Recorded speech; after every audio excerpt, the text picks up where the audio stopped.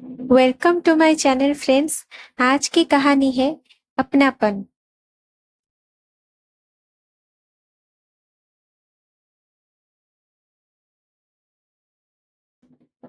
आजकल हालात कुछ ठीक नहीं चल रही है।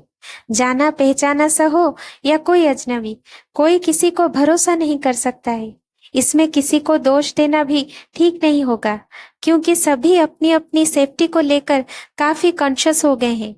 यूं भी सबके साथ फ्रेंडली हो जाना या थोड़ा सा भी किसी को अपना समझना शायद आजकल के एनवायरनमेंट में कुछ जम नहीं रहा है।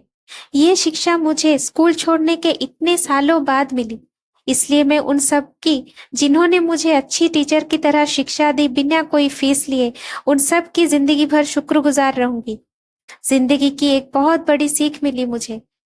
तो ये कहानी क्या सच में ये एक कहानी है?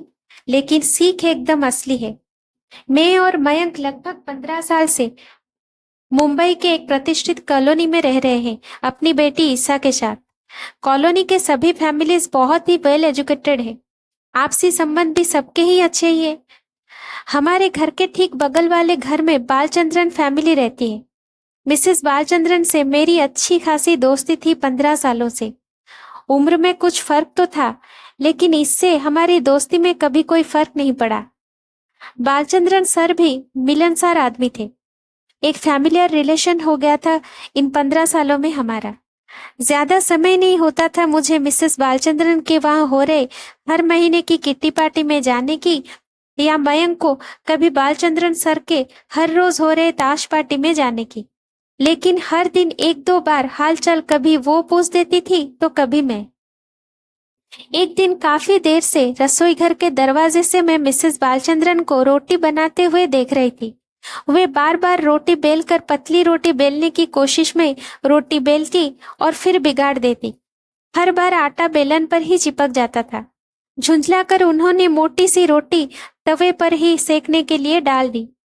तो मैं अपनी हंसी को और ज्यादा देर रोक नहीं पाई और बोली, क्यों भाभी जी, रोटी बनाने में बड़ी मेहनत करनी पड़ रही है क्या? अरे आप इधर कब से खड़ी हैं? आइए बैठिए। देखो ना, मैं इतनी देर से रोटी बनाने की कोशिश कर रही हूँ, लेकिन हर बार भारत का मैप ही बन जाता है। वो खिलखिला के हंस पड़ी। उनके हाथ से बेलन लेकर मैंने कहा, लाइए मैं रोटी बना देती हूँ। मेरी रोटी फूलते देखकर वो बहुत खुश हो गई थी। क्या करे, हमसे तो रोटी नहीं फूलता। डॉक्टर ने डोसा, इडली, पराठा, उत्तपम ये सब खाने से इन्हें मना किया है। नर्सिंग होम में तो रोटी हमको खाने को मिल जाती थी, पर घर आकर हमको रोटी बनाना सबसे कठिन काम लगता है। आप फिक्र मत करिए भाभी, भाई साहब के लिए हर रोज गर्मा गर्म रोटियां मैं ही बना दिया करूंगी। और फिर काफी दिनों तक मैंने गरम रोटियां बालचंद्रन साहब के घर पहुंचाई। बालचंद्रन साहब का घर मेरे पास में ही था, तो इसलिए मुझे कोई खास परेशानी भी नहीं होती थी। एक दिन बालचंद्रन सर ने मुझे कहा, क्या रोटियां आप समय की पाबंदी से बनाती हैं? घड़ी 12:30 बजाना चाहे भूल जाए, लेकिन आपका रोटी पहुंचाने का समय कभी नहीं बदलता। भाई साहब के चेहरे पर संतुष्टि देखकर मुझे खुशी की अनुभूति होती थी कि मैं इनके इस हालात में कुछ कर पा रही हूँ। जिस दिन मयंक ने बालचंद्रन साहब के दिल का दौरा पड़ने की खबर घर आकर सुनाई थी, मुझे अपने पिताजी याद आ गए थे। वो भी तड़पे होंगे मेरे लिए ऐसे ही, और मैं ही नहीं पहुंच सकी थी। उन दिनों पटना में बाढ़ आई हुई थी। हम लोग पूरी तरह सुरक्षित थे, फिर भी घर की कोई खबर हमें नहीं मिल पाती थी। उन्हीं दिनों पिताजी चल बसे थे। ठीक यही हाल आजकल दिल्ली में है। इतनी हिंसा भड़की है कि कहीं से कोई खबर मिलना मुश्किल है। बालचंद्रन सर के बच्चे दिल्ली में हॉस्टल में रहते थे। बूढ़ी माँ मोतियाबिंद की वजह से देख नहीं पाती, इसलिए उन्हें मद्रास में खबर नहीं दी गई। बेकार में वो परेशान हो जाएंगी। बालचंद्रन सर को अभी रिटायर होने में कुछ महीने ही बाकी थे, इसलिए ज्यादातर छुट्टी लेकर ताश पार्टियों में समय व्यतीत करते थे। हर वक्त उनके यहाँ जमघट सा लगा रहता है, लेकिन जब से उन्हें दिल का दौरा पड़ा है, तब से लोगों का आना जाना कम होने लगा है। हाँ, पड़ोसी होने के नाते हम लोगों ने बालचंद्रन सर की दवा, फल नर्सिंग होम लाने पहुंचाने की पूरी जिम्मेदारी ले रखी थी, क्योंकि पिछले 15 सालों से हम बहुत ही फैमिलियर थे और उनके बच्चे भी पास में नहीं थे। कई कई बार मयंक नर्सिंग होम का चक्कर लगाते मिसेस बालचंद्रन को मैं हिम्मत बंधाती कि हम लोगों के रहते वो बिल्कुल ही फिक्र ना करे। मिसेस बालचंद्रन का मेरे इस व्यवहार पर आश्चर्यचकित होना भी स्वाभाविक ही था, क्योंकि हम लोगों का उनके घर कभी ताश या किट्टी पार्टी में आना जाना था ही नहीं। हालांकि हमारी आपस में अच्छी दोस्ती थी। हमारा मिलना जुलना होली दिवाली तक ही सीमित था ऐसा भी नहीं था। दिन में कभी कभार हम मिल लिया करते थे, जैसा कि मैंने पहले कहा। बालचंद्रन सर की तबीयत पहले से अब काफी सुधर गई, तो लोगों ने फिर से उनके घर मजमा लगाना शुरू कर दिया था। रात के 12 बजे तक ताश की मंडली जमने लगी थी। चाय कॉफी का दौर फिर से पहले की तरह शुरू हो गया था, तो हम लोगों का भी आना जाना थोड़ा सा कम हो गया था। लेकिन उस दिन मेरी गैस खत्म हो गई थी। सोचा कि मिसेस बालचंद्रन के पास तो 2-3 सिलेंडर अलग से रखे रहते हैं, और 2 दिन पहले ही उनकी नई गैस भी आई थी। उनसे 1 सिलेंडर मांग लूं, 1-2 दिन में मेरी आ जाएगी तो मैं उनको वापस कर दूंगी। हालांकि कुछ भी ना मांगने की मेरे उसूल ने मेरे पैर को आगे बढ़ने नहीं दे रहे थे। फिर भी हिम्मत कर ली मैंने। मिसेस बालचंद्रन के ड्राइंग रूम के बाहर ही मेरे पैर ठहर गए। अरे वो रोटियां तो मैं कुत्ते को फेंक दिया करती थी, और बदले में उसे इडली और सांभर खूब भेजा करती थी। मिसेस बालचंद्रन की आवाज ने मेरे कदम को शिथिल कर दिए थे। अंदर से आती आवाजें जैसे मानो मेरे कानों में गर्म शीशा उड़ेल रही थी। कॉल बेल पर हाथ रखते ही अपना नाम सुना तो हाथ वहीं पर रुक गए। मिसेस श्रेया मिश्रा को तो लेखिका बनने का भूत सवार है आजकल, मिसेस संध्या बोली। ठीक कहती हो तुम, वो खुद को न जाने क्या समझती है। पूरा जाड़ा बीत गया, हम सब महिलाएं मिलकर धूप में बैठती हैं, पर उन्हें हमारे साथ गपशप करने की फुर्सत ही नहीं है। नीलिमा का स्वर था ये। क्या मिसेस श्रेया की कोई कहानी छपी भी है कहीं? मिसेस विद्या मुंह में पान रखती हुई बोली। हाँ, सुना तो है, स्थानीय किसी पत्रिका में छपी है कोई कविता उसकी, लेकिन पढ़े कौन? मिसेस बालचंद्रन ने ये कहा था। मैंने एक दिन मिसेस मिश्रा से कहा था कि हमारे लेडीज क्लब की मेंबर बन जाइए, तो वो पूछने लगी क्या होता है क्लब में।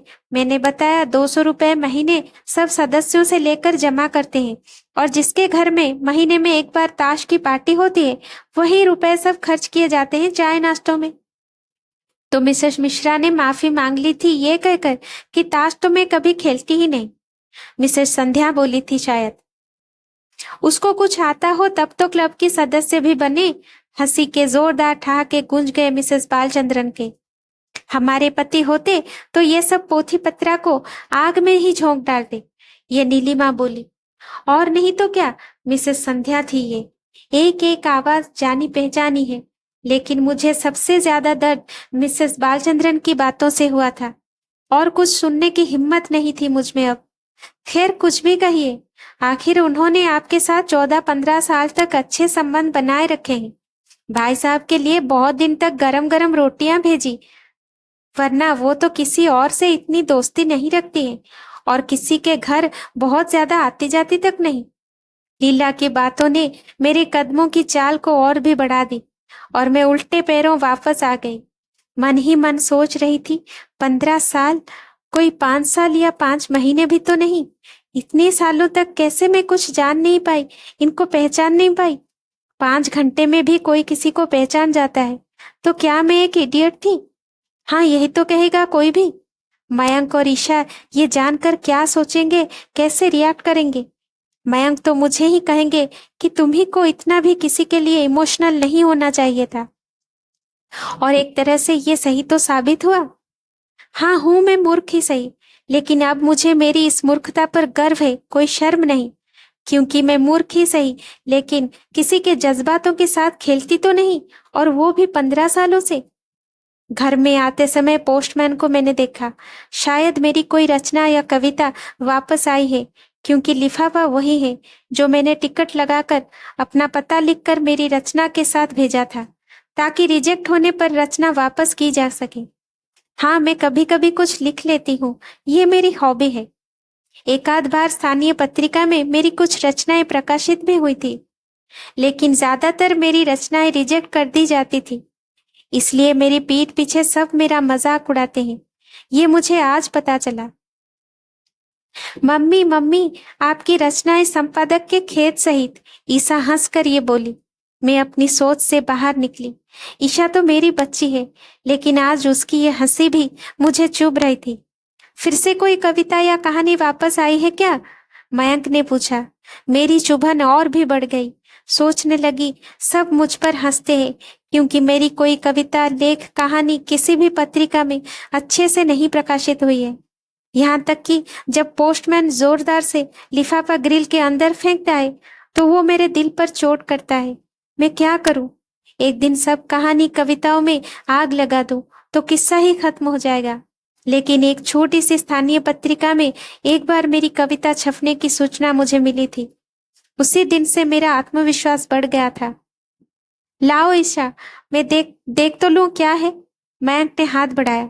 मेरे तन बदन में जैसे आग सी लग गई। ईशा के हाथ से लिफाफा छीनकर मैं अंदर आ गई। सफेद रंग का मेरे हाथ का लिखा पता, लंबा लिफाफा। मैं समझ गई कोई कविता वापस आई है। ईशा और मयंक की आवाजें मेरे कानों में सुइयां चुभ हो रही थी। सोच रही थी, यही तो लिखा होगा कि हमें खेद है, हम आपकी रचना का उपयोग अपनी पत्रिका में नहीं कर पा रहे हैं। अन्यत्र उपयोग के लिए रचना वापस की जा रही है। वही रटी रटाए से कुछ वाक्य जो कहानी कविता की वापसी की अवस्था के बाद सुनने या पढ़ने को मिलते थे। तकिए के नीचे उस लिफाफा रखकर आंख बंद करके मैं लेट गई बुझे मन से। लिफाफा खोलकर देखने की इच्छा भी नहीं हुई। अब और हंसी नहीं उड़वाऊंगी अपनी। आज ही सारी कहानियों कविताओं को आग लगाकर खत्म कर डालूंगी। न रहेगा बांस, न बजेगी बांसुरी। नाराज हो गए क्या मैडम? एक कप चाय नहीं पिलवाओगी? मयंक ने पलंग पर लेटते ही ये कहा। मैं चुपचाप उठी और किचन में चाय का पानी गैस पर चढ़ाकर विचार मग्न हो गई। मयंक और ईशा मेरा मजाक नहीं उड़ा रहे हैं। वो तो नॉर्मल बात कर रहे हैं जैसे हम घर में सब समय करते हैं। लेकिन आज उस घटना के चलते मैं इन दोनों पर भी शक कर रही हूँ कि कहीं ये दोनों भी मेरा मजाक तो नहीं उड़ा रहे हैं। आज के बाद सब खत्म कर दूंगी। कभी कागज पेन को कोई रचना के लिए हाथ नहीं लगाऊंगी। अरे भाई, कहाँ हो श्रेया? ये देखो, तुम्हारी कहानी के लिए 800 रुपए का चेक आया है। मयंक ने पलंग पर उछलते हुए कहा तो जल्दी से आकर मैंने झपट कर लिफाफा छीन लिया। बेकार में मुझे चिढ़ा रहे हैं मयंक, ये सोचकर। लेकिन ये क्या? मुझे विश्वास ही नहीं हो रहा था। संपादक के अभिवादन सहित पर मेरी निगाह स्थिर हो गई थी। क्या यह सच है? इतनी बार निगाहों ने संपादक के खेत सहित पढ़ाए। अनगिनत रचनाएं मेरी वापस आ जाती हैं। इसी डर से आज मैं लिफाफा खोलकर नहीं देख रही थी। जंगल की आग की तरह ये सब खबर कॉलोनी में फैल गई। अगले ही दिन सब पड़ोस ने मिठाई खाने और मुबारकबाद देने मुझसे आई थी, जो कि कल मेरी निंदा कर रही थी। सबकी जुबान पर मेरी ही प्रशंसा थी। सब मेरी तारीफों के पुल बांधते जा रहे थे। अब तो हम शान से कहेंगे कि लेखिका श्रेया मिश्रा को हम बहुत अच्छी तरह से जानते हैं। सिर्फ जानते ही नहीं, हम कहेंगे कि मिसेस मिश्रा हमारी खास दोस्तों में से एक है। ये मिसेस बालचंद्रन थी। मन ही मन मुस्कुराती हुई मैं मुखौटों को पहचानने की कोशिश कर रही थी और सोच रही थी कि जब आप कुछ काम करके असफल हो जाते हो तो आपको कोई भी नहीं जानेगा, पहचानेगा या फिर समझ पाएगा और आपकी हंसी उड़ाएगा। चाहे आप अतीत में या वर्तमान में तन मन से उनके लिए कितना भी क्यों ना कर चुके हो, लेकिन वहीं आपको हल्की सी भी कोई एक सफलता मिलने पर सभी आपके अपने बन जाते हैं और दोस्त बन जाते हैं। तो इस दुनिया में हमेशा कई लोगों के लिए हमारी कोई वैल्यू नहीं होती है, और अगर कद्र होती भी है तो सिर्फ हमारी हैसियत की होती है।